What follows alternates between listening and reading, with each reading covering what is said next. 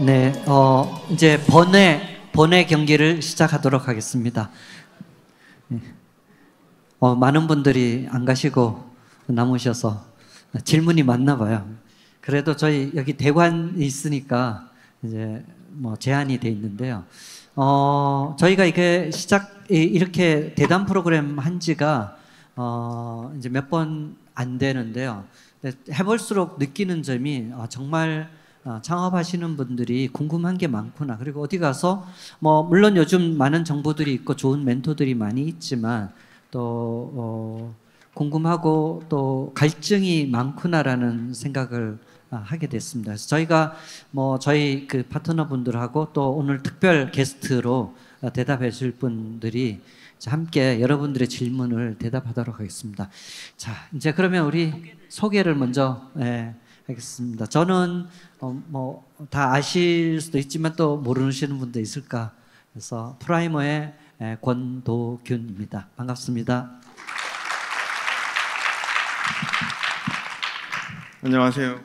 저는 또 나왔네 하시는 분들이 있을 텐데 거의 지금 10년째 프라이머 벤처 파트너로 활동하고 있고 또 작은 VC인 스트롱 벤처스라는 그 VC를 운영하고 있는 절대로 작지 않은 LA 기반의 백이용이라고 합니다. 저희는 미국 펀드인데 돈의 대부분을 한국 시장에 초기 투자하고 있고 미국에도 미국 창업가나 교포들이 굉장히 한국적인 사업을 가지고 사업하는 그런 여기 계신 라엘 같은 이런 이제 회사에 투자를 하고 있고요.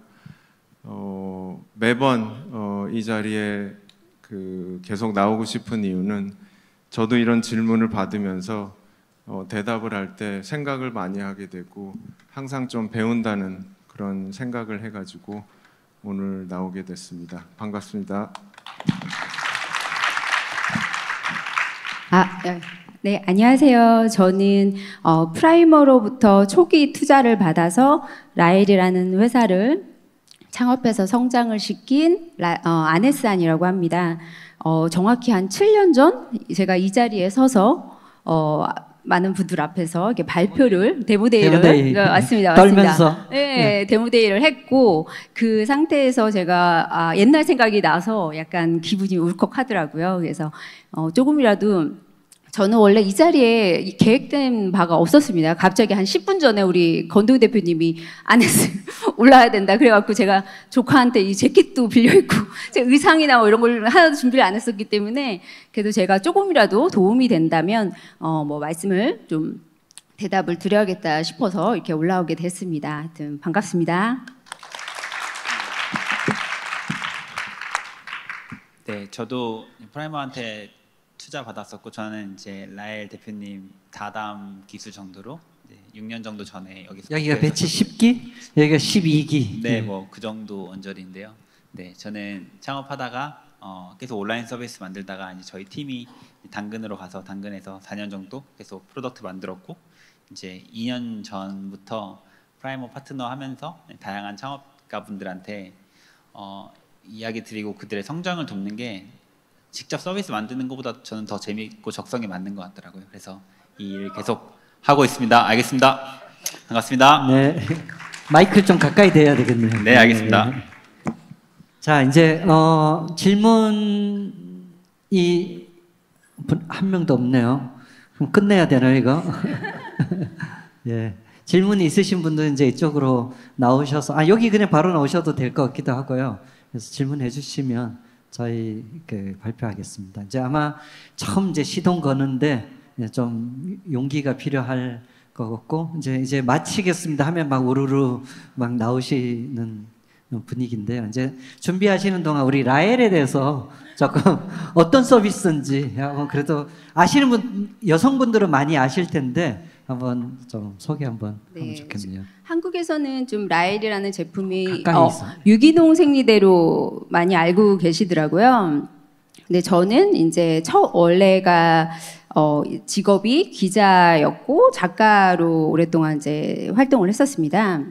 그때 제가 이제 쓴 책들이 다 여성 좀 자기 개발서 관련이었고 제가 꼭 창업을 한다면 여성과 관련된 제품이나 이제 서비스를 만들어야겠다 이런 생각을 하고 있었고, 제가 그 당시에 2012년도에 쌍둥이를 낳았는데요. 그 당시에는 아마존에서 이렇게 쇼핑을 하는 사람들이 거의 없었어요. 근데 그때 엄마들 사이에서 막 기저귀든 뭐 분유든 모든 엄마들이 다 아마존에서 쇼핑을 하기 시작하는 거예요.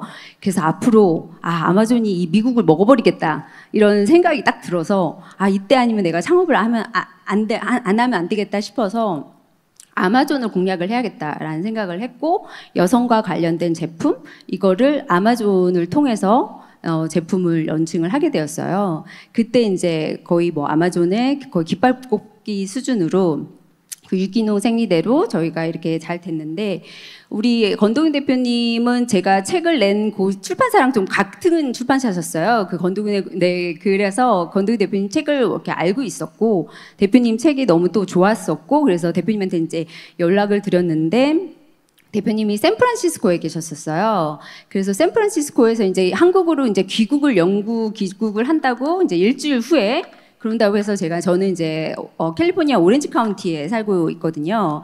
그래서 당장 이제 대표님을 만나러 갔고, 그 대표님을 나를 만나러 온 게 아니고 그냥 샌프란시스코 놀러 왔는데 잠깐 보자고 그런 거 아니었어요? 아니요, 그때? 부담되지 않게 그냥 쓱 저라는 사람을 좀 이제 보여드리고 싶어서 이제 그렇게 해서 했는데, 진짜로 대표님을 만나려고 비행기를 타고 갔던 겁니다. 대표님이 영광입니다. 네. 그때 처음 뵙고 대표님이 저희 스타트업에 굉장히 관심을 많이 가져주셔서 그 자리에서 이제 투자가 결정이 좀 됐고, 그때부터 이제 멘토링 서비스를 이렇게 받게 되면서 저희 뭐 회사가 이게 성장한 이야기가 굉장히 긴데, 지금은 이제 프라이머 데모데이다 보니까 이제 데모데이를 통해서 저희가 또 성장한 거를 또 얘기를 많이 드리고 싶어요. 그래서 멘토링도 6개월 동안 받아서 그 이후에 투자나 뭐 이렇게도 되게 저희가 굉장히 좋은 벤처 캐피탈로부터 투자를 많이 받았습니다. 저희 라엘이 한국에서는 한국 브랜드, 한국 회사라고 생각을 하지만 저는 이제 미국에서 살고 있고 미국에서 창업을 하고 저희가 본사는 미국에 있습니다. 저희 매출도 대부분 한 7~8% 다 미국에서 나고 있고요. 그래서 한국은 이제 자회사로 운영을 하고 있습니다. 그렇게 해서 이제 어떻게 프라이머가 외국 회사, 미국 이제 회사에 투자를 하게 된 거죠. 예. 이렇게 얘기해도 질문자가 안 나오시면 이제 끝내야 될 것 같은. 예. 예. 나오셔서 예. 질문하시면 될 것 같습니다. 안녕하세요. 저는 블랙풀 자산운용의 박성호 상무라고 합니다. 이런 뭐 자리를 만들어 주셔서 먼저 감사 말씀드리고요. 제가 이런 자리가 처음이라 좀 초보적인 질문 3가지만 드리겠습니다. 간단한 거라서. 한 가지로만 하시면 감사하겠습니다. 저희 기억력이 나빠. 딱 하나만. 간단한 건데 그 투자를 그 회사를 선택하실 때 어떤 기준으로 선택을 하시는지 그게 궁금하고, 그리고 이 데모데이를 하시는 목적이 뭔지 그게 좀 궁금하고요. 마지막으로 투자를 하게 되면 어떤 방식으로 투자할 수 있는지 그런 방법이 간단한 질문 제가 답하겠습니다. 데모데이를 하는 이유는 사실은 이제 제일 큰 거는 저희 그 투자한 팀들의 데뷔 무대 이거요. 이제 제일 큰 거는 이제 그 이걸 통해서 이 팀을 알려서 후속 투자를 받게 하는 게 제일 큰 기도 하고요. 또 많은 분들 오시니까 또 이 제품들 알게 돼서 또 영업이나 서비스에도 도움이 되는 측면도 있고요. 또 프라이머 입장에서 보면 여기 또 많은 창업자들이 오셔서 이걸 보고 나도 여기 서야지 하는 마음을 품게 만들어서 프라이머에 이제 26기에 또 어플라이 하게 하는 것도 하나의 목적이기도 하고요. 또 이제 이런 걸 통해서 또 우리나라에 지금 스타트업들이 이렇게 큰 규모로 모이는 일들이 별로 없거든요. 그래서 창업 관련되신 분들끼리 또 서로 교류하는 자리도 될 수 있다는 점에서 저희 그런 다양한 목적으로 이걸 하고 있고요. 투자를 아까 첫 번째 질문이 뭐였죠? 회사를 어떤 기준으로 선택? 예, 그건 이제 제가 항상 이런 질문 받을 때 우리는 기준이 없다. 입니다. 저희 이제 투자 프로세스를 보시면 깜짝 놀랄 겁니다. 저희는 근데 만장일치로 투자를 해요. 그래서 모든 액팅 파트너가 다 만나보고 100% 동의가 돼야 투자가 일어나요. 근데 이제 제가 좋았어요. 그래서 백이용 대표님한테 소개를 해줬어요. 그래서 백이용 대표님 만났어요. 만나고 나서 우리도 다 바쁘거든요. 그러면 우리가 이제 의사결정에 뭐 다른 데 보면 뭐 성장성, 기술성, 뭐 창업자의 역량, 뭐 배점표, 가중치 표를 만들어서 점수 매겨서 평균치 내가지고 막 이렇게 투자하지 않고요. 저희가 페이스북 메신저로 백이용 대표님한테 제가 이렇게 보내요. 어떠셨어요? 좋은데요? 투자할까요? 좋아요. 끝이에요. 끝이에요, 저희는. 물론 이제 저희가 배치 모집할 때 물론 이제 의견들을 넣고 이걸 갖고 우리가 회의해서 결정하기도 하고 개별 팀은 또 이런 식으로 하기도 하지만 저희는 가장 주관적인 것이 가장 객관적이다. 그리고 저희 4명의 파트너들의 그 생각, 주관, 판단력을 저희가 믿기 때문에 저희가 파트너거든요. 그래서 백용 대표님이 좋은데요 하면 물어볼 필요가 없는 거죠. 좋은 거죠. 노태준 대표님이 여기 투자하고 싶은데요. 근데 저는 안 투자하고 싶어요. 그러면 나는 투자하기 싫어요. 말해요. 근데 물론 약간의 의견은 있지만 투자하고 싶은데요 라는 의견과 투자가 조금 꺼려지는데요 의견에 대해서 그렇게 디베이트 하지 않아요. 그걸 점수 매겨서 막 컴프로마이즈 해갖고 가중치 가지고 막 점수 매겨서 하지 않는다. 파트너들의 개인적인 주관을 믿고 저희가 만장일치로 한다. 이런 의사결정 과정을 거치고요. 그런 점에서 저희가 기준이 있냐? 그러면 없다라고 말할 수 있을 것 같아요. 어떤 기준이 있냐? 그래서 프라이머를 통과하는 기준은 없다. 다만 좋은 팀이면 좋은 사업이면 된다. 저는 이제 그렇게 말하고 싶습니다. 너무 모호했나요? 그거를 제 입장에서 조금 더 설명드리면은 뭐 나뭇잎을 뽑아서 좋다 안 좋다 좋다 안 좋다 이렇게 결정하는 건 아니고 저는 보통 그 짧은 만남을 통해서 3가지를 항상 파악을 해보려고 그래요. 그 파운더 분이 첫 번째 본인이 하려고 하는 분야에 대한 그 도메인 엑스퍼티즈를 가지고 있냐 그런 걸 좀 많이 보고요. 근데 도메인 엑스퍼티즈라 그러면 다들 그 착각하시는 게 그 분야에 뭐 대한 박사 공부를 했거나 그 분야에서 오랫동안 일을 했거나 그거는 실은 전혀 상관이 없어요. 항상 제가 얘기하는 가장 대표적인 케이스가 토스의 이승건 대표님, 원래 치과 의사였어요. 근데 토스를 만들었을 때 이분이 가지고 있는 국내 핀테크의 지식은 제가 봤을 때는 우리나라 그 어떤 금융기관, 어떤 은행, 공무원, 장관보다도 훨씬 더 잘 알고 있었어요. 이런 도메인 엑스퍼티스가 중요하고요. 그래야지 제품을 만들죠. 제품을 만든 다음에 투자를 계속 받아야 돼요. 이 파운더가 펀드레이징을 계속 할 수 있는 능력을 가지고 있는 사람이냐. 대표적인 게 아네스 대표님. 엄청 비전 잘 팔고 사람들 엄청 집요하게 쫓아다니고 돈 달라 돈 달라 진짜 잘하세요. 이런 사람들을 저희는 좋아해요. 그래서 제품 만들 수 있냐, 도메인 엑스퍼티스, 투자 받을 수 있냐. 그렇게 되면은 뭔가를 만들잖아요. 뭔가를 만들어 놓은 다음에는 좋은 사람들을 계속 채용해야 돼요. 그럼 이 파운더가 자기보다 똑똑한 사람들을 회사에 데려올 수 있냐. 우리나라 사람들이 제일 못하는 거죠. 특히 한국의 중소기업 사장님들은 이 회사에서 대장은 나야. 우리 직원들은 나보다 다 병신이어야 돼. 이런 마인드를 갖고 있거든요. 그런 회사들은 항상 망하죠. 또 제가 토스 얘기를 하는데 토스 같은 경우는 정말 그 일하는 실무진들이 진짜 똑똑해요. 새벽 3시에 이메일 보내면요. 3시 1분에 답변 올 정도로 그게 꼭 좋다는 건 아니지만 그런 사람들을 이 사람이 계속 채용할 수 있냐. 그래서 보통 그 3가지를 좀 짧은 시간 안에 이제 파악을 해보려고 하는데 뭐 저도 사람이다 보니까 틀리는 적이 더 많죠. 네. 근데 계속 전 그런 식으로 좀 회사들을 보는 편입니다. 근데 이 투자 기준이라는 게 예를 들어 저희 4명의 파트너가 3명이 좋다고 했는데 백용 대표님이 전 좀 애매한 것 같습니다. 솔로 파운더 좀 걱정되네요 라고 했는데 6개월 지나서 스트롱에서 제일 먼저 후속 투자하고 혹은 제가 투자하자고 했는데 6개월 뒤에 제가 잘못 판단한 것 같습니다 했는데 또 6개월 뒤에 잘하는 걸 보고 제가 잘못 판단한 걸 잘못 판단한 것 같습니다. 잘한 것 같습니다. 이렇게 생각하고 이게 저희들만의 기준도 너무 많이 틀리고 하기 때문에 그냥 투자자들의 기준보다는 그냥 본인의 길을 가는 것이 제일 좋지 않나라는 생각이 듭니다. 네, 질문자가 벌써 많다고 그러세요. 그래서 저희가 이제 빨리 진행해야 될 것 같고요. 이제 이게 시간이 또 5시까지 맞춰라 그러니까 우리가 저도 짧게 대답하겠습니다.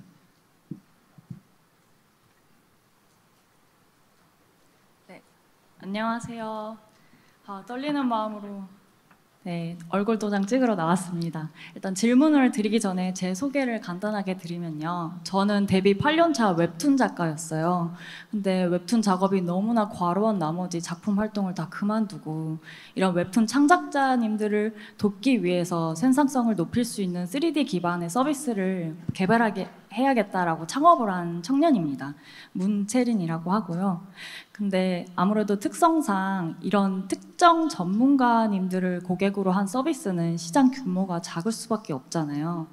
그래서 제가 사실 권도균님의 그 경영 수업 책을 읽으면서 그래 나는 동기도 강하고 난 전문성도 있으니까 내가 제대로 가고 있는 거구나라고 믿었지만 이 데모데이를 왔을 때 너무나 주눅을 들었습니다. 시장 규모가 너무 작은 타겟을 한 게 아닌가.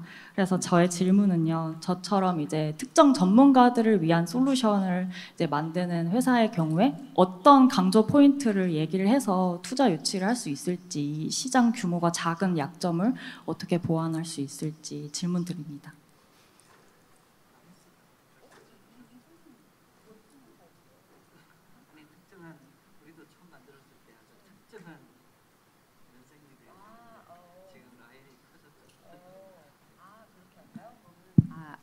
네, 저는 처음에 이제 지금은 이제 유기농 생리대로 이제 브랜드가 알려지고 여러 가지 제품들이 나오고 있는데요. 처음에는 이제 초기 창업자들한테는 이렇게 금액이 많이 없잖아요.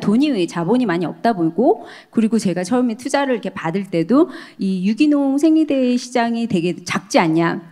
이런 얘기를 또 되게 많이 들었던 것 같아요. 투자자님들한테. 우리가 투자할 때 유기농 생리대는 아직 안 나왔을 때. 맞아요. 그때 저희가 면 생리대 할 때. 맞아요. 저희가 그 워낙 자본이 많이 들기 때문에 유기농 그 일회용 생리대는 이제 공장으로 다 이렇게 대량으로 해야 되기 때문에 처음에 투자를 받을 때 그때 저희가 이제 일단 먹고 살아야 되니까 저희가 이제 매출이 일어날 수 있는 곳을 한 게 면 생리대였어요. 유기농 면생리대를 하면서 이제 시장을 이제 우리가 이제 유기농 일회용 그러니까 시장이 큰 데로 가려면 우리가 일회용 생리대로 가야 된다라는 걸 깨달았고, 그래서 일회용 생리대에서 저희가 이제 유기농 파트가 또 작잖아요. 그랬을 때 사람들이 이렇게 의구심을 있었을 때 저희는 이제 전 세계 모든 여자분들이 다 일정하게 꼭 필요한 필수품이고, 일반적인 이제 여성분들도 더 많은 교육이 되고 더 많은 이제 앞으로의 인식이 유기농 쪽으로 간다면 일반 생리대 시장을 우리가 다 서서히 먹어갈 수 있다. 이렇게 시장을 우리가 넓혀간다. 이 지금 유기농 생리대는 굉장히 짧지만은 근데 아니나 다를까 우리 한국에서도 생리대 파동이 터졌고 지금은 이제 유기농 생리대를 안 쓰는 사람들이 많이 없을 정도로 이 시장이 굉장히 급격하게 커진 거예요.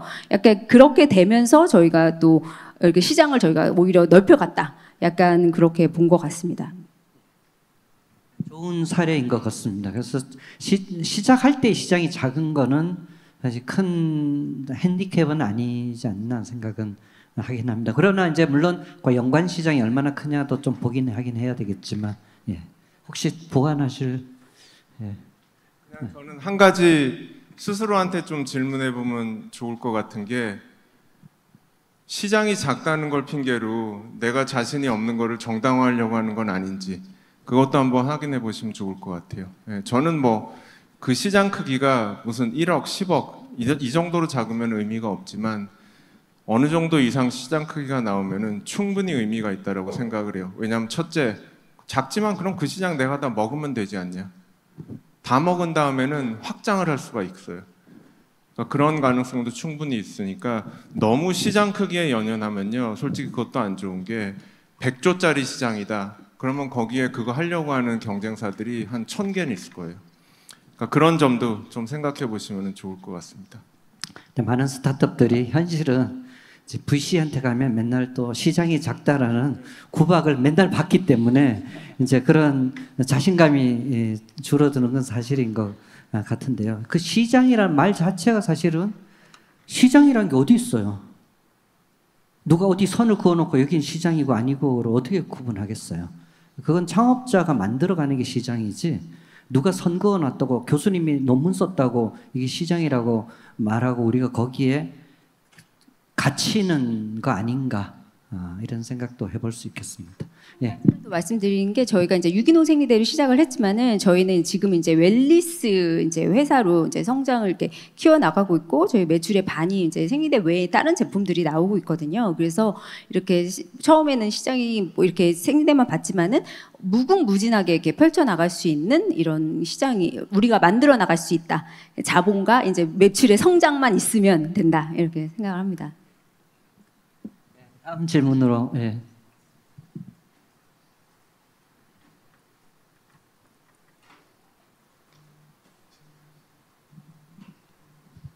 안녕하세요. 먼저 이런 자리를 마련해 주신 건노균 그 대표님이야 모든 분께 감사드립니다. 어제가 우리가 한글날인데 오늘 저는 우리 공동체에 대해서 질문하고자 합니다. 저는 한글을 가지고 지난 20년 동안 개발해 왔는데요. 그 개발 동기가 2000년도 초에 우리가 한류 드라마가 이제 많이 나오고 뭐 대장금이라든지 뭐 겨울연가라든지 이런 그걸로 많이 나와가지고 세계인들이 한글을 많이 배운다 하더라고요. 그래서 제가 우리의 한류의 한글에 내가 뭔가 좀 기여할 게 없는가 그렇게 생각을 해가지고 근데 제가 듣기로는 특히 필기체 문화가 있는 구라파나 미국 이런 데서 우리 한글을 쓸 때 한글은 좋은데 쓰기 너무 답답하다는 거예요. 지금 우리가 영어를 보면 영어가 인쇄체가 있고 필기체가 있잖아요. 영어 인쇄체 필기체가 처음부터 있었던 게 아니고요. 본래는 인쇄체밖에 없었습니다. A자가 소 대가리 세던 글자인데요. 그걸 거꾸로 해가지고 A자로 쓰고 있는데 전부 다 상형 문자로 내려오거든요. 뭐 한문도 마찬가지로 내천자로 물 흘러가는 모양이잖아요. 그런 식으로 구석기인들이 쭉 내려와가지고 쓰던 거를 우리가 쓰고 있는데 본래는 영어도 인쇄체밖에 없었는데 학문하고 상업이 발달하면서 페니키아인들이 필기체를 그 뒤에 만들어가지고 뭐 12세기인가 14세기가 그때부터 필기체가 생겼습니다. 영어도. 그래서 우리도 한글을 세계에 보급하기 위해서는 인쇄체만 지금 우리가 초등학교 학생들이 쓰는 건 전부 다 인쇄체거든요. 따박따박 쓰는 겁니다. 그래서 영어 필기체처럼 한 번에 쓸 수 있게끔 한번 만들어 봐야 되겠다. 그런 걸 가지고 제가 쭉 이렇게 한 띄엄띄엄 이렇게 연구해 오면서 지난 21년도에 제가 완성을 했습니다. 완성을 해가지고 저작권하고 디자인 등록증을 받았는데요. 제가 한글 필기체를 만든 이유는 짧게 질문을 해주시면 감사하겠습니다. 예. 최종대왕은 입속에 세계 어떤 문자보다도 입속에다가 자아모음을 다 심어놨어요. 그래서 AI가 제일 잘 알아듣는다 하더라고 우리 한글을요. 그래서 애플이나 구글 이런 마이크로소프트사에서도 AI 가지고 AI에 우리 한글을 프로그램 해가지고 훈련시킨다 하더라고요. 자연어 처리에 아주 탁월하다고.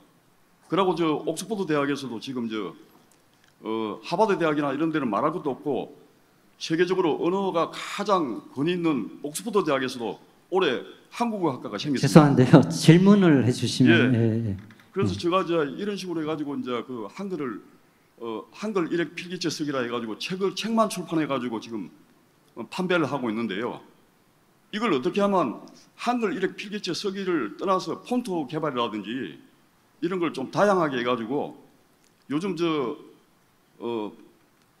나이키 구찌, 코카콜라도 우리 한글로 포개해 줬거든요. 그래서 그 한글을 어떻게 하면 좀 이제 더 많이 이 기업체 로고로 접목시키고, 저는 지금 현재 단지 이제 책만 한글 일획 필기체 쓰기 책만 해가지고 지금 보급하고 있는데, 여러 그 멘토님들이 이 한글 일획 필기체 쓰기를 좀 더 확장해가지고 사업을 진행할 수 있는 바람직한 방법이 뭔가, 그걸 알고 싶어가지고 제가 질문 드립니다. 감사합니다. 예, 네, 예,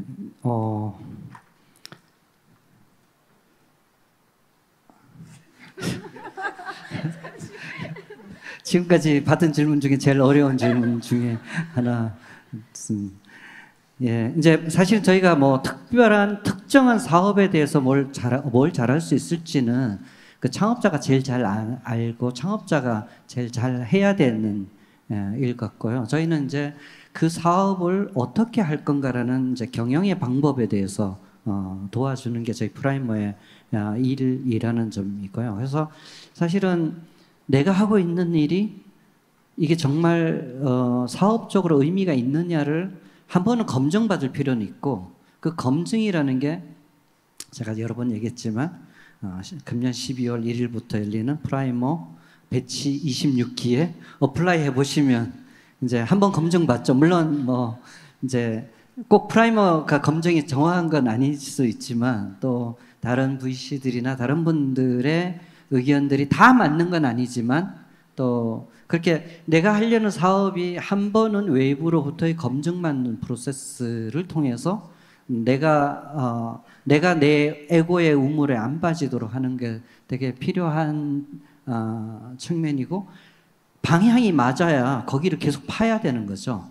방향이 틀린데 열심히 파는 안 된다는 측면에서는, 제가 뭐 이제 한글에 대해서 잘 몰라서 그걸 어떻게 보급하고 세계적으로 할 수 있을지는 뭐라고 말씀드릴 수는 없지만, 그것을 사업으로 이어가려면 적어도 주변 사람들의 객관적인 얘기는 한 번씩 들어보고 내 생각을 보완할 필요는 있다, 이런 생각을 해볼 수 있을 것 같습니다. 너무 긴 얘기를 했는 것 같아요. 예. 다른 의견 없으면 다음 질문으로 받겠습니다.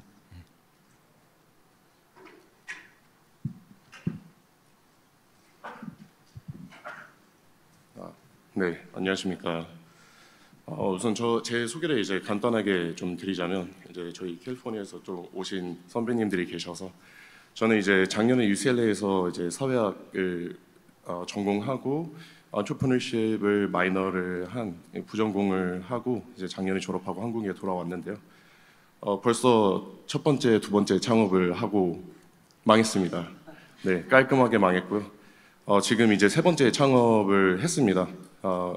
프리미엄 반려견 식품 브랜드 멍멍이 대학이라는 브랜드를 하고 있는 허준이라고 합니다. 일단 제가 간단하게 질문을 드리고 싶은 건, 이 브랜드를 궁극적으로 플랫폼으로 좀 개발을 하고 싶은 생각이 있습니다. 근데 이제 제가 비개발 창업자이다 보니까 사실 개발자 분들을 모시고 하는 그런 팀 빌딩에 있어서 조금 어떻게 해야 될지 잘 모르겠는 부분들이 있는데요. 그래서 좋은 팀 빌딩을 하는 법과, 그리고 그런 좋은 팀을 잘 이끌어 나갈 수 있는 좋은 리더가 되는 법에 대해서 좀 여쭤보고 싶었습니다. 감사합니다. 제가 프라이머에 이제 지원했을 때 개발자가 없었거든요. 근데 조금 가까이 마이크를. 네, 프라이머에 지원했을 때 개발자가 없었는데, 그 외주 개발로 500만 원으로 어떻게든 월간 사용자 수가 10만 명 정도, 그리고 물론 이제 돌아가는 그 개발 코드들은 개발 세발이었지만 그렇게 만들어내고 투자금을 받고, 그리고 그 개발자가 없는 팀 빌딩이 되어 있지 않은 상태에서 만들어낸 성과들을 가지고 너만 오면은 더 잘 될 수 있다라는 형태로 이제 설득을 해야 되는 거잖아요. 결국 개발자들은 뭐 보는 눈이 없어서가 아니라 그 근거가 없기 때문에 합류하지 못하는 거라고 생각하거든요. 그래서 그 성과들을 만들어내고 그걸 기반으로 팀 빌딩을 하고 사람들을 이제 이끌어 나가는 게 결국 리더가 해야 할 일이 아닌가 라는 생각이 듭니다. 저는 이제 처음에 이제 제가 처음 창업을 하고 그때 제 공동 창업자로 그 디자이너 출신의 이제 빛나님이 계셨는데 제가 창업을 한 지 거의 한 2년 이상 됐었을 때죠.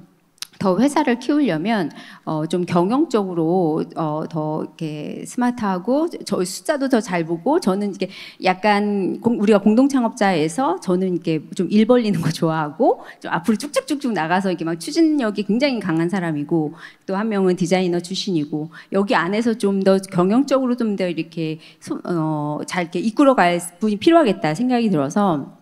되게 굉장히 많이 물색하고 다녔었어요. 근데 그때는 초기 창업이다 보니까 돈도 많이 없고 비싸게 이렇게 비싼 연봉을 드리면서 이렇게 모셔오기가 굉장히 어려웠어요.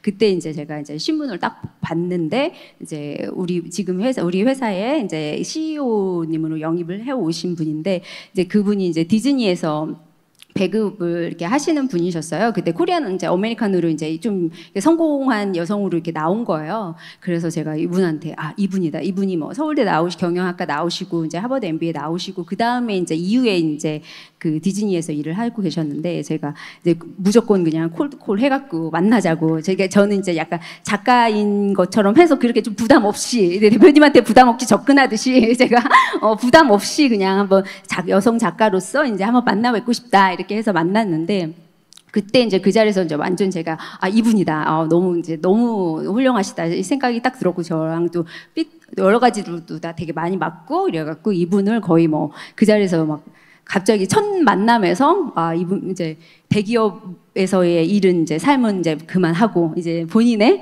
이제 스타트업을 시작을 해야 된다 이렇게 해갖고 거의 이분을 한 몇 개월 동안 쫓아다녔어요. 그래갖고 쫓아다니고 거의 세뇌를 거의 양희님 얘기하듯이 거의 자기가 세뇌를 당했다고 여기 라엘에 안 오면 자기가 굉장히 굉장히 너무 중요한 걸 놓칠 것 같다는 생각이 들어서 이렇게 와서 저희 회사에서 저희 뭐 6년 가까이 넘게 이렇게 같이 함께 하고 계시는데. 이렇게 팀빌딩을 하고 하는데 어떻게 보면 저는 이제 그런 거를 되게 잘 봐야 될 것 같더라고요. 이렇게 리더로서 가끔은 너무 좀 이렇게 모르는 척도 하고 또 어떤 정도 권리도 또 권한도 주고 또 그래야지 또 으쌰으쌰 또 해보고 그렇게 하는 그 리더가 좀 필요하기도 하더라고요. 무조건 내 말을 다 따라라 그렇게 하면 이렇게 똑똑한 이렇게 분들이 남아있지 않습니다. 남아있지 않고 저는 항상 이렇게 양님이 없으면 안 된다고 막 이렇게도 하고. 우리 엑셀 AI 막 이러면서 막 엄청 이렇게 하시고 그리고 정말 너무 좋게 지금도 이렇게 좋은 사이로 이렇게 남아 있거든요. 지금도 같이 그래서 굉장히 그 팀을 좋은 사이가 이제 꾸려진 상태에서 계속 이렇게 같이 이어간다는 건 굉장히 럭키한 창업자라고 생각을 듭니다. 네. 그만한 능력이 있으니까. 예. 제가 그 이상적인 팀의 구성에 대해서 자주 하는 말이 있는데 그 허준 대표님은 어떤 스타일이신지는 제가 모르겠는데 일단 그 벌리는 놈이 항상 있어야 돼요. 이거는 전형적인 이 파운더들이죠. 뒷감당 생각 안 하고요. 무조건 벌려요. 하루에도 아이디어가 막 50개, 100개씩 나와서 전부 다 하고 싶어요. 하지만 또 작은 스타트업의 강점은 집중하는 거잖아요. 이 벌리는 놈 뒤에 누가 이걸 항상 말려야 돼요. 말리는 놈이 항상 있어야 돼요. 그건 안 돼.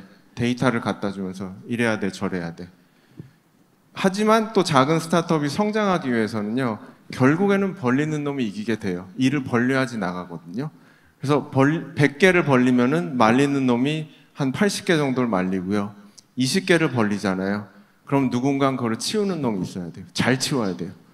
이 세 명의 스타일이 제가 보기에는 굉장히 다른 성향이고 다른 백그라운드고 뭐 저 MBTI 뭐 이런 거 싫어하지만 MBTI도 보면 좀 다른 사람들이거든요.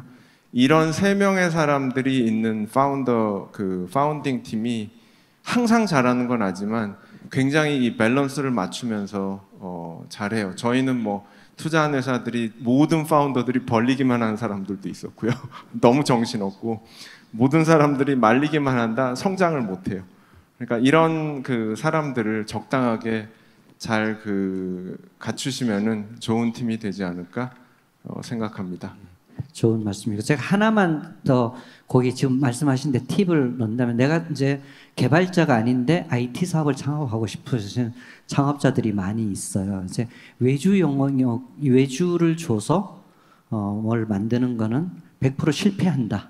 안 된다. 그 시간만 낭비한다.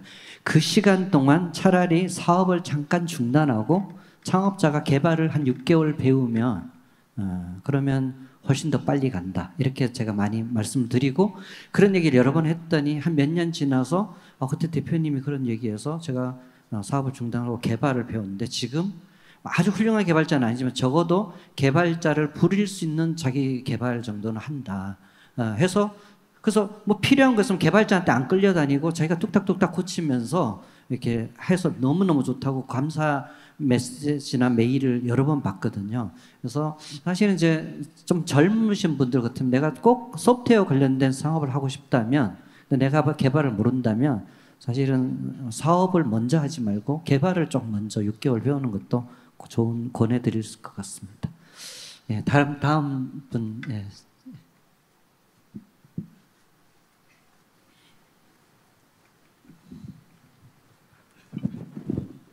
네, 안녕하세요. 뉴욕에서 거주하고 있는 8년차 프로덕트 매니저 배지현입니다.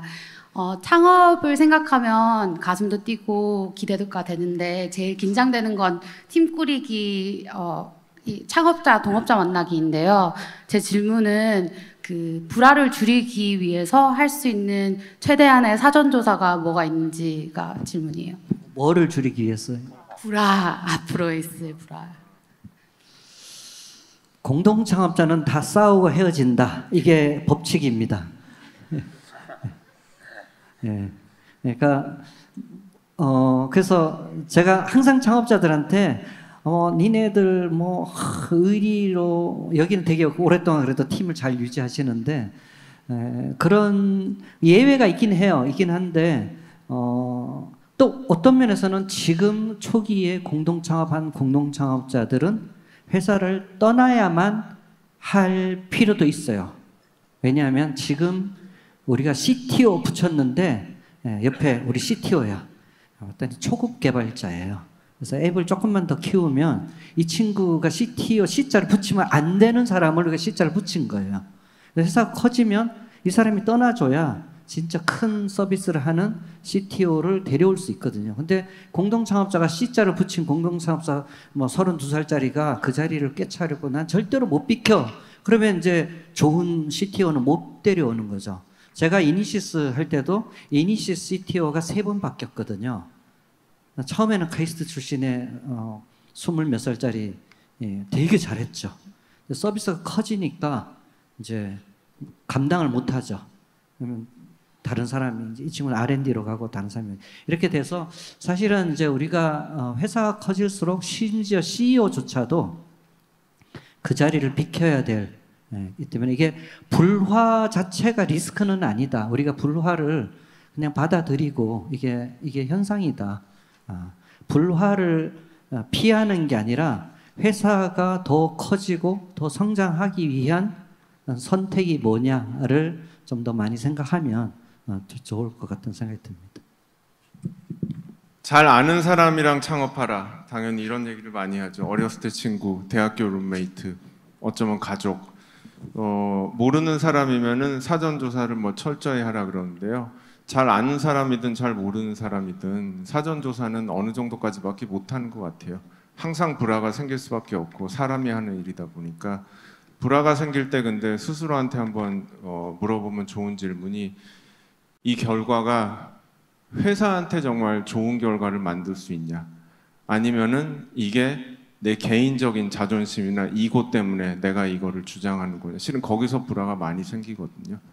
근데 어른들이면은 성숙한 어른들이면은 결국에는 잘 얘기를 해서 회사가 그 발전하는 방향으로 결정을 내리고 팀원 중에 한 분이 나가야 된다 그러면 잘 마무리하는 경우를 많이 봤는데 또 사람의 입장으로서 그런 이고를 또 무시할 수는 없잖아요. 원래 내가 대표였는데 나한테 나가라고? 내려오라고? 그러면 여러 가지 이제 생각이 드는데 그런 거를 또 극복을 못하는 사람들도 있고 그래서 중요한 건요. 아무리 친하고 아무리 저 사람이 나를 배신하지 않을 것 같아도 결국에는 파운더들끼리 그 계약서, 주주간 계약서랑 이런 거를 처음부터 아주 잘 챙겨놓는 거를 권장드리고, 나중에 오래 했던 공동 창업자가 떠난다. 뭐 되게 이제 당황스럽고 슬프겠지만 어쩔 수 없는 것 같아요. 예, 나갈 사람은 나가야 되고 저 사람 없으면 우리 절대로 안 되는데 그런 건 또 세상에 없어요. 그냥 다 없어도 알아서 다 하게 되더라고요. 그러니까 그런 식으로 생각해 주시면 좋을 것 같아요.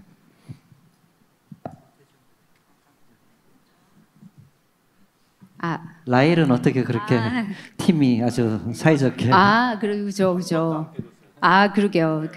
저는 정말 아까 말했듯이 저희 3명이 이렇게 뭐 친구 사이 이런 거 아니었어요. 그러니까 아까 말했던 디자이너도 제가 작가 시절에 저를 도와줬던 그 디자인 일적으로 알았고, 내가 양희님이라는 그 CEO 분도 제가 이제 모셔왔다고 했죠.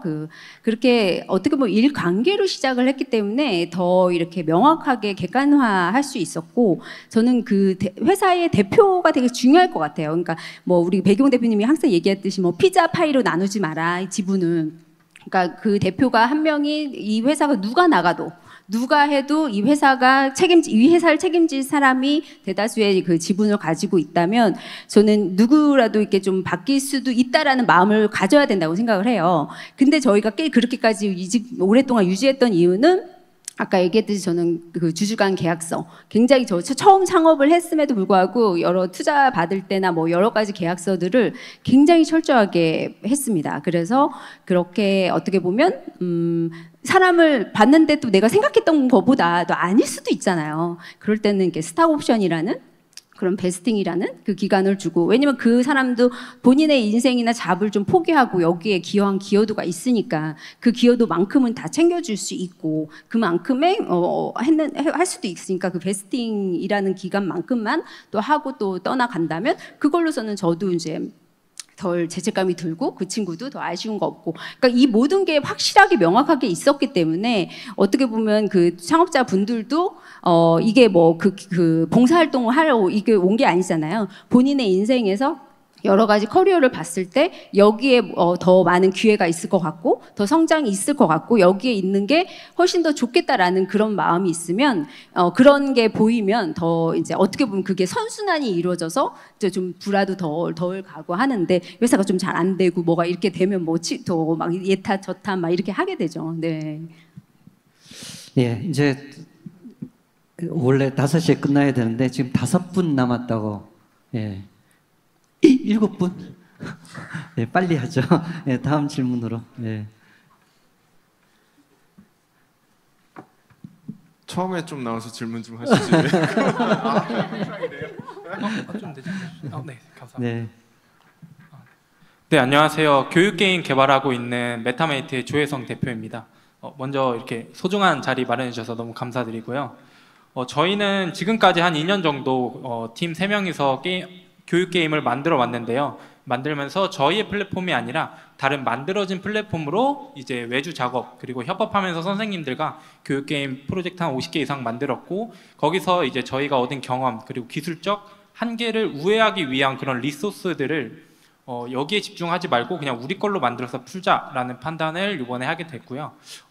근데 요거 하면서 제가 다른 분들의 조언을 받았을 때 먼저 이 작은 시장을 한번 제품처럼 만들어 보고 그 다음에 너네 걸 만들면 되지 않냐라고 아까 비슷한 말씀을 해주셨던 것 같은데, 제 생각에는 거기에 대한 리소스가 아깝다라고 판단이 들어서 저희 거를 바로 만들자라고 판단을 했는데, 이러한 거에 대한 조언이나 비슷한 경험이 있는지 한번 여쭤보고 싶고요. 그리고 네. 우리 거를 만든다는 게 무슨 말인가요? 우리의 배포 시스템 우리가 만든다 이건가요? 다른 서비스들을 뭐 로블록스나 지페토 잽 이런 거들로 저희가 교육 게임을 만들어 드렸는데 선생님들이 그 수업하셨을 때 성과가 너무 좋았고 더 작업을 하고 싶어 하셨는데, 대규모 서비스가 되려면 이제 저희 걸로 만들어서 다양한 문제들을 풀어야 하는 상황이에요. 그래서 이런 거에 대한 먼저 그걸로 통해서 쬐끄만 제품을 또 만들어야 하는지, 아니면 지금 저희가 생각한 저희 제품으로 그냥 리소스를 집중해야 되는지 궁금하고요. 두 번째는 이거 이어서 이걸 하기 위해서면 지금까지 저의 전문성이랑 기술성으로는 할 수 없기 때문에 추가 인력 채용이 필수적인데, 제가 이 자리를 처음으로 이제 밖으로 처음 나와봤거든요. 그래서 배치 프로그램이나 아니면은 콜드메일 제가 할 수 있는 최선은 이런 자리에서 발표라도 한 번 더 드리는 건데 이렇게 했을 때 조금 더 나은 방법이 있는지 네, 여쭤보고 싶습니다.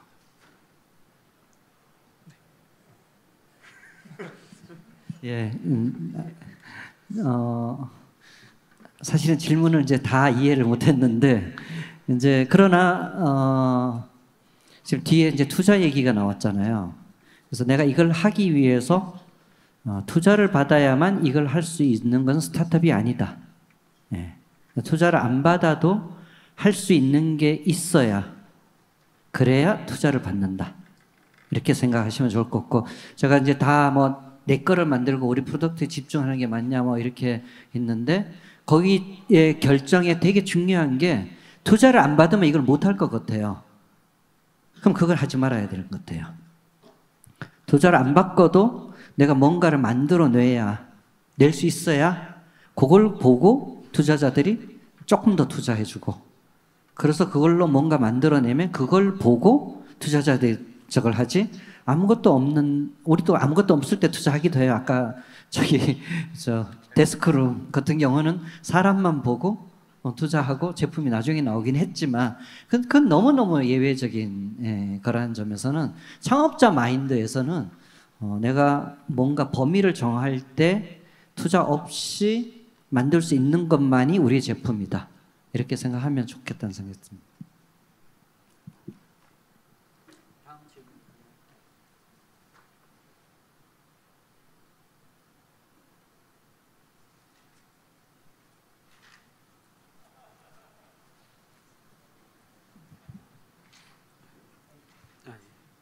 안녕하세요. 제 소개를 간단하게 하면은 저는 한 17년, 8년 개발만 하다가 올 6월에 회사 사정이 어려워져서 회사를 그만두고 이제 창업을 준비하고 있는데요. 지금 현재 그 개인 사업자 혹은 스타트업을 사용할 수 있는 비즈니스 솔루션을 개발 중에 있고요. 근데 아무리 잘 만들어도 저희 개발자 출신 2명이서 만들고 있는데 아무리 잘 만들어도 사용해주는 사람이 없으면은 프로그램 자체가 사장이자 되잖아요. 그래서 그 고객을 어떤 식으로 유치를 해야 될지 그거에 대해서 좀 조언을 부탁드립니다. 그러면 B2B 제품을 만들고 있는 건가요? B2B라기보다는 개인 사업자들을 위해서 네. 만들고 있는 겁니다. 네. 예. 저는 그 개발자들이 가지고 있는 되게 안타까운 생각이 항상 나는 개발자이기 때문에 그 남들이 사용할 수 있는 완벽한 제품을 난 못 만들어 코딩만 하지 이런 좀 생각을 많이 가지고 계신 것 같은데 그런 생각에서 좀 탈피해 주시면 좋을 것 같고요. 우리 결국에는 뭐 이 주제로도 제가 뭐 1시간 동안 얘기할 수도 있지만 결국에는 남들이 사용하는 제품을 만드는 게 중요하다고 생각을 해요. 어떻게 이거를 홍보하고 어떻게 마케팅하냐. 지금 초반에는요, 그냥 제품 그 자체가 가장 좋은 마케팅 수단이 될 수밖에 없어요. 그래서 개인 사업자들이 사용할 수 있는 제품을 만든다 하면요, 말씀하신 대로 개인 사용자들이 매일매일 사용할 수 있는 제품을 만들면 돼요. 나는 개발자이기 때문에 코딩밖에 못해. 그러면 창업은 하지 않으시면 좋을 것 같아요. 왜냐하면은 저희는 비즈니스에 투자하는 사람들이지 기술에 투자하는 사람들은 아니에요. 아무리 코딩을 잘하고 기술이 좋아도 비즈니스를 만들어야 되고 돈이 되는 걸 만들어야 되고 이게 실은 AI라는 사람들의 가장 큰 착각. AI는 기술이에요. 이거는 제품도 아니고 프로덕트도 아니고 비즈니스도 아니거든요. 그러니까 그런 거를 좀 잘 고민을 해보시면 좋을 것 같아요. 뭐 제품 만들고 나면은 뭐 어떻게 써야 되는지 당연히 모르겠지만 결국 그 사람들이 모여 있는 어딘간 존재하잖아요. 우리가 꼭 온라인으로만 성장해야 되는 거 아니니까 뭐 패스트 파이버 될 수도 있고 아니면은 뭐 이런 자리가 될 수도 있고 거기 나가서 사람들한테 보여주고 쓰게 하고 사람들이 좋아한다라고 하면은 그 좋아하는 사람들이 더 모여 있는 곳은 어딜지 보면서 가는 게 굳이 온오프라인 따지지 말고 가는 게 이제 유일한 방법이지 않나 생각합니다. 처음에는 발품 파는 게 되게 커요. 아까 말씀하신 것 중에 좋은 제품 만들었는데 사람들이 안 쓰면 이런 말이 모순된 얘기 같아요. 사업에서는 사람들이 많이 써야 좋은 제품이고요. 내가 좋은 제품 만든 거는 좋은 제품이 아니다. 이렇게 생각하시면 좋고, 발품 팔아서 좋은 제품 보면 사람들이 좋아해요. 그럼 입소문 나요. 이런 그 과정의 사이클을 돌리는 게 되게 중요하지 않나 생각이 듭니다. 예, 다음 질문으로. 참고로 당근마켓의 김재현 공동대표도 뼛속까지 개발자예요. 근데 이분이 처음에 만들었던 당근마켓 버전 제가 진짜 보고 와 진짜 너무 아름답다 이 얘기를 했거든요. 그러니까 그 정도로 좋은 제품을 만들 수 있어야 돼요. 그리고 또 당근마켓의 김재현 대표가 판교에 점심시간에 전표고 사람들 지나가는데 앱 설치하면 샤오미 선풍기 하나씩 주면서 발품 팔면서 앱을 배포했었어요. 네. 네, 안녕하세요. 저는 이제 서울대 경영대에서 공부하고 창업 준비하고 있는 최현경이라고 하고요. 아까 말씀해주신 약간 벌리는 사람에 제가 좀 포함이 돼서 약간 일 벌리는 걸 되게 좋아하는데요. 근데 아직 말려줄 파트너를 좀 찾지를 못해서 이거를 어떤 기준으로 저는 이제 혼자서 좀 말려야 되는 상황이 좀 발생한 것 같아서 혹시 그런 기준이 있으시다면 좀 추천해 주시면 좀 감사드릴 것 같습니다. 제가 뭐 그 얘기 꺼냈으니까 답변 드릴게요. 꼭 그런 사람이 있어야지 내가 뭔가 시작을 해야겠다 그러면요 시작 못 하실 거예요. 네, 그래서 내가 벌리는 스타일이면은 뭐 각자 스타일이 있겠지만 그냥 그 중에서도 열 가지를 벌리고 싶은데 이 중에서도 내가 봤을 때 제일 확률이 높은 게 1번부터 10번까지 있을 거잖아요. 그거를 좀 하나씩 조금 더 깊게 한번 들어가 보시고 조금 될 것 같은 거에 계속 집중을 하시는 게 아마 지금 그 현재 상태에서는 제일 좋은 방법이 아닐까 생각드립니다. 벌리는 놈, 말리는 놈, 치우는 놈 어쨌든 3명이 있어야 돼. 아니면 최소한 2명. 근데 팀이 완벽하게 갇힐 때까지 창업을 못하면 좀 시간이 오래 걸릴 것 같고요. 나 혼자라도 뭔가 할 수 있다 하면은 좀 그런 생각을 하면서 시작하면 좋지 않을까 그런 생각을 합니다.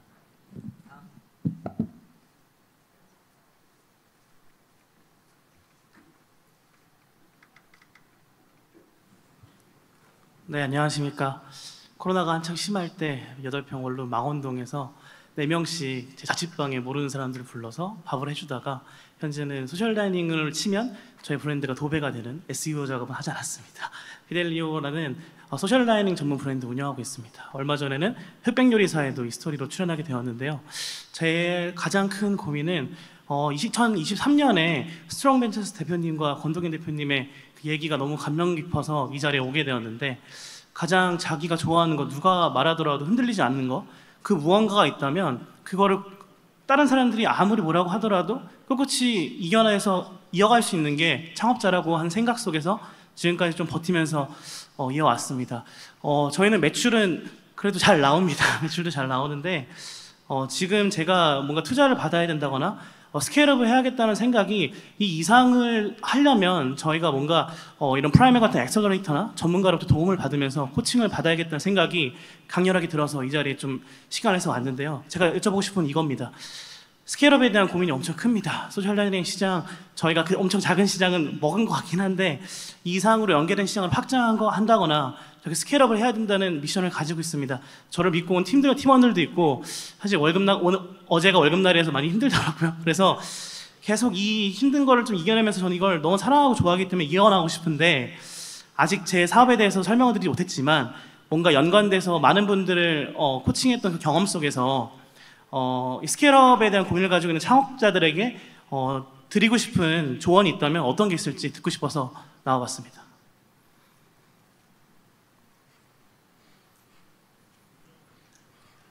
보통 이제 질문 받으면 다 대답하시는 분들이 이 질문을 어떤 방향으로 해석해야지 이렇게 예. 이제 제가 들으면서 스케일업을 왜 해야 될까라는 질문을 제가 들었어요. 봉급 주기 위해서 그건 우리가 먹고 살기 위해서 하는 것처럼 보이는 것 같아요. 근데 사실은 스케일업은 어떻게 보면 이제 고객과 연결해서 우리가 정말 이게 고객들이 열렬히 사랑하면 저절로 스케일업이 되거든요. 그래서 우리가 스케일업이 목표가 되긴 조금 저는 적합한 목표는 아닌 것 같아요. 사업의 목표라고 보면.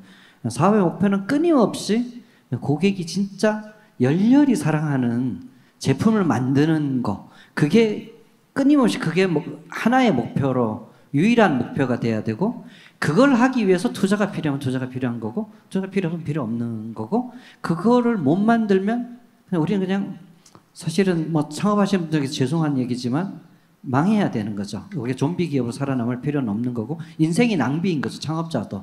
그래서 우리가 끊임없이 고객이 열렬히 사랑하는 제품을 만들면 스케일업이 될 거고, 조금 사랑하는 제품을 만들면 조금 큰 회사가 될 거고, 그냥 잘 못 만들면 그냥 비리비리할 거고, 이런 그 자연의 법칙을 그냥 인정하고, 유일한 목표는 우리는 스케일업이 아니다.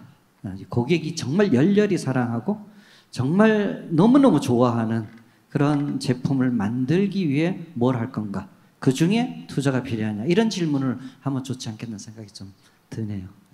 감사합니다. 동문서답해서 죄송합니다. 이거.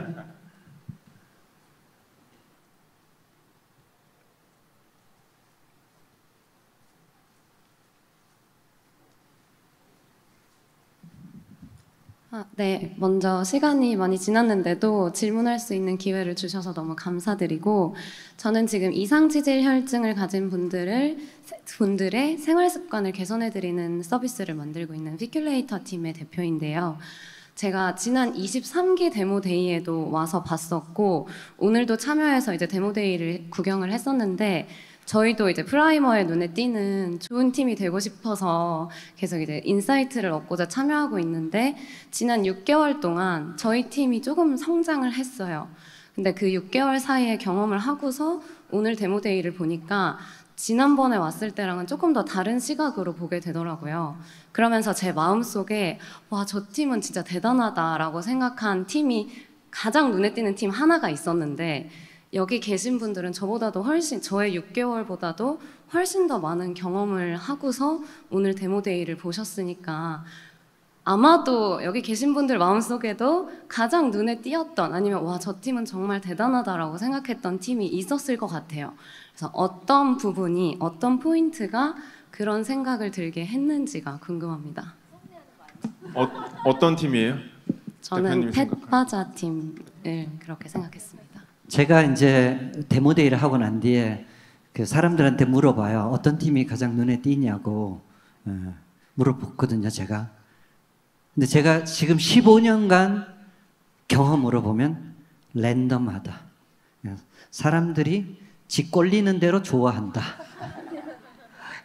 그래서 이건 매우 주관적이에요. 우리 파트너들도 다 팀마다 조금씩 선호가 다르긴 한데, 그래서 그게 중요한 거 아닌 것 같아요. 그래서 우리 파트너가 누가 어떤 팀이 더 좋아하냐가, 사실 어떤 팀은 제가 막 반대했는데 노태준 대표가 막 투자하자 그래갖고, 그래서 난 좀 아닌 것 같은데 그냥 찬성해서 투자했는데 너무 잘하는 팀이 있거든요. 그래서 우리가 보는 시간 별로 중요하지 않은 것 같은 생각이 들어요. 그 주관적인 의견이 궁금해서 질문을 드렸습니다. 예, 그거는 이제 우리가 5손가락을 어느 손가락 물어도 안 아픈, 다 아프잖아요. 그래서 근데 다 장점이 있기 때문에 우리가 투자를 했어요. 그래서 그렇게 하시고, 저희가 이제 하나만 그럼 경험, 여기 데모데이에서 발표를 했던 사람으로서, 그러니까 저도 이렇게 그 안에 그 부분의 한 부분이었잖아요. 그래서 수많은 이제 그 기술분들을 보고, 아, 저거 너무 좋은 아이디어다, 이렇게 했는데 몇 년 후에 사라져 있는 회사도 진짜 많고,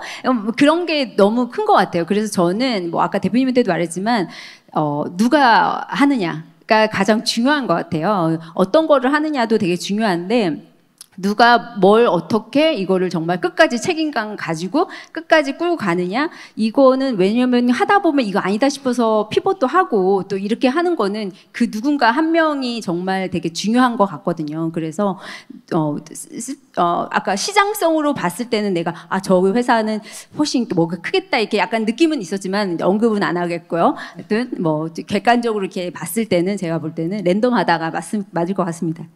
자, 시간이 우리가 이제 초가 돼서 이제 두 분이 질문이 남았는데, 없어요? 예, 그렇군요. 예, 그러면 이제 제가 한마디만 더. 예, 저는 끝에 가서 이렇게 뜨거워진다니까요, 이게. 데이터를 분석해 본 적은 없지만 이건 약간 제 그 뇌피셜 보통 프라이머 데모데이뿐만이 아니고 다른 데모데이 가면은 항상 그 돋보이는 회사가 있어요. 다들 와 발표 너무 잘한다. 숫자 너무 좋다. 그런데 결국에 2년, 3년 또는 2년도 아니에요. 1년 뒤에 보면요. 보통 이런 데모데이에서 가장 주목을 받는 회사들이 거의 투자를 못 받아요. 어떤 회사들이 투자 받냐? 아무도 그때 저런 회사가 있었나? 하는 회사들. 왜냐? 갑자기 섹시하지 않던 사업들이 섹시해졌거든요. 왜? 돈을 벌기 때문에. 그러니까 그건 물론 펫바사 돈 잘 벌고 되게 좋은 회사예요. 저도 좋아하는데 그런 또 항상 인사이트가 저도 있어. 저는 오히려 그래서 뭐 프라이머 데모데이는 제가 이제 직접 인볼브 돼 있지만 다른 데모데이를 저는 가면요 제일 발표 못하고 그냥 별로인 이런 회사들을 오히려 저는 좀 만나는 편이에요. 예, 약간 좀 그런 스타일이긴 합니다. 예, 시간이 이제 여기 대관 시간도 있고 해서 저희가 이렇게 벌써 한 10분이나 늦어서 좀 이제 정리하기 어려워서 오늘 질문은 여기까지 하고 저희가 뭐 다시 한번 광고하지만 12월 1일부터 말까지 26기 모집하니까 그때 또 많이 어플라이 하시고 또 이미 저희가 25기를 선발해서 투자해서 엑셀레이팅 하고 있어요. 이 팀들은 내년 3월에 데모데이를 다시 선보일 겁니다. 그래서 그때 다시 한번 뵐 수 있으면 좋겠습니다. 오늘 끝까지 이렇게 참석해 주셔서 감사합니다. 감사합니다. 감사합니다.